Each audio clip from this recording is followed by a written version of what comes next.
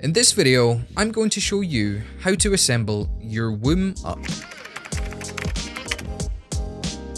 First of all, remove the straps around the box using a pair of scissors or side cutters. Then, you're going to place the box flat on the ground. Lift the top of the box off and place it to one side.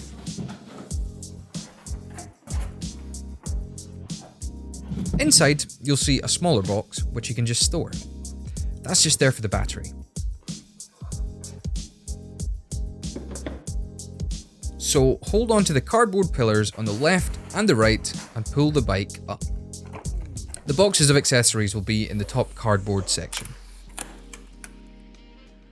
The assembly instructions will be inside one of these. So now you can remove that top cardboard section. And then, you'll be able to take out the handlebars from the box. Just pop them to one side for now.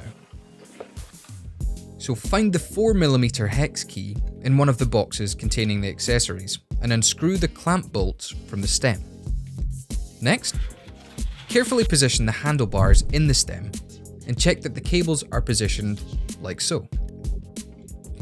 Then, attach the handlebars.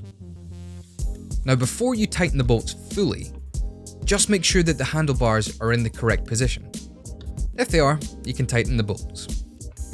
If you have a torque wrench, tighten them to 6 Nm. Otherwise, turn the bolts until they feel nice and tight. It's really important that you check that all of the gaps are the same and that the bolts are all equally tight. So now, it's time to assemble the pedals. Start with the right hand pedal and use the 8mm hex key to attach it to the right hand crank. We recommend holding onto the rear wheel with one hand to keep the bike steady as you tighten the pedal. Just repeat that last step to attach the left hand pedal. Alright, let's take a closer look at the battery. Pull the lever forwards to remove the battery and motor unit. The battery will default to hibernation mode after 8 hours. Simply push the button to switch it on. We definitely recommend that you charge the battery before your first ride. Once your battery is fully charged, you can reinsert the battery motor unit. Take the key and lock the battery in place.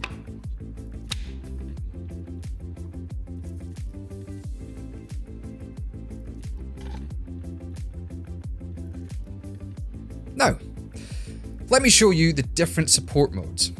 White means there's no support at all. Then you've got the lowest level of support, the medium level of support, and the highest level of support. Just press down in the middle to switch off the support. If you like, you can attach the front reflector now.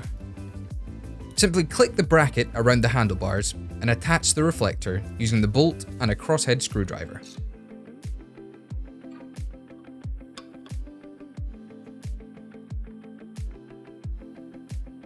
The back reflector comes pre-fitted. Let's move on to the fork now. The suspension fork can be adapted to suit the cyclist in 3 different ways, using the air pressure, lockout function, and rebound damping setting. You can use the rebound damping setting to alter the speed at which the fork re-extends after compressing. If you turn it towards the minus, the fork will extend more slowly, but if you turn it towards the plus, the fork will extend with more speed. The fork also comes with a lockout function. So if the lockout function is activated, the fork will be locked.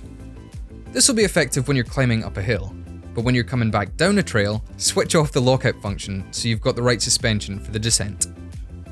You can adjust the suspension fork based on the cyclist's weight, as shown in the table on screen. Simply use a shock pump to adjust the air pressure in the fork. If you pump too much air into the system, you can release some using the release button on the pump, or manually via the valve.